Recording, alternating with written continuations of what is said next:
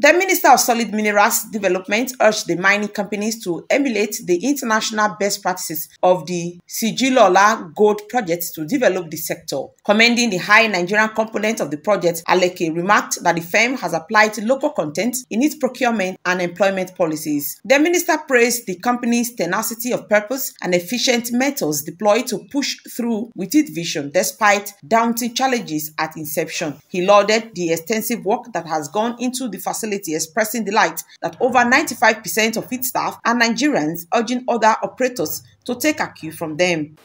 Harmonious relationships bring fertile and robust engagements, which lead to safer, saner, peaceful, free and unfettered operating environment, which will lead to your maximizing your output, your production, and invariably your profit. And it's a symbiotic relationship because the host communities will also stand to gain. And the gains, the samples of these gains I have seen myself here today, and it's very, very commendable. There are so many mining companies who also sign community development agreements, but fall short in delivery. You have, in fact, overshot the bounds of delivery. See, you've also, from the statistics I've seen, you draw substantial percentage of your workforce from around you, from the host community. And your workforce is also about 98% Nigerian, which is why I said it is wholly a Nigerian company. Alake stressed that his focus has been to redirect local and international attention to the mining sector. He revealed that the implementation of his 7-point agenda is to reposition the mining sector, emphasizing the imperative of harmonious relationships with host communities. Alake lauded SROL for overshooting its community development targets, urging mining companies across the country to follow suit to ensure safer, unfettered operating environment, which will culminate in maximum benefit for both operators, the host communities, and the government. I'm personally very, very impressed with the extensive work, with the focus of your vision as a company, with the exemplary knowledge that you have displayed in putting in place this very laudable project here.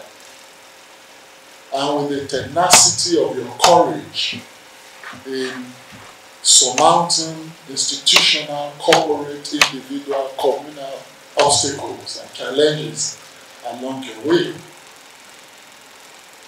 And what also gladdens my heart is that this is a wholly Nigerian project.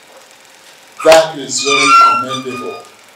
Yes, you have contractors, you have experts, you have technical professionals, which is normal in any project of this magnitude. But it is essentially a wholly Nigerian product. And that, for me, is really very remarkable and worthy of emulation and commendation to other people, to other potential investors, local or foreign alike. In his remark, the Managing Director and Chief Executive Officer of Segilola Resources, Segun Lawson, stated that the economy is a world-class project powered by Nigerians, appealing for support from the federal government to enable its scale-up and contribute better to the economy of the country. First stage was proving it up, the gold resource. Then after proving it, we were taking it to a preliminary feasibility study.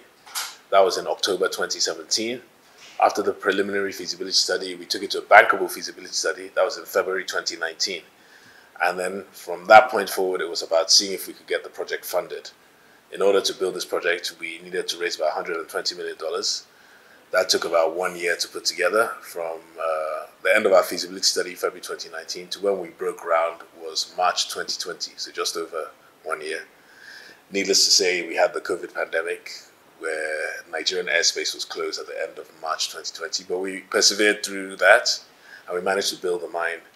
It took 15 months to build, and we poured our first bar of gold in July 2021. So where we are today, you know, there's been a long road to get here, but we've been producing gold now Since July 2021, we've had over 2 full calendar years of production. This will be our 3rd year. And our new focus now is trying to extend the mine life to have a longer term production. We think Nigeria is very much an untapped terrain in terms of exploration and in terms of mining.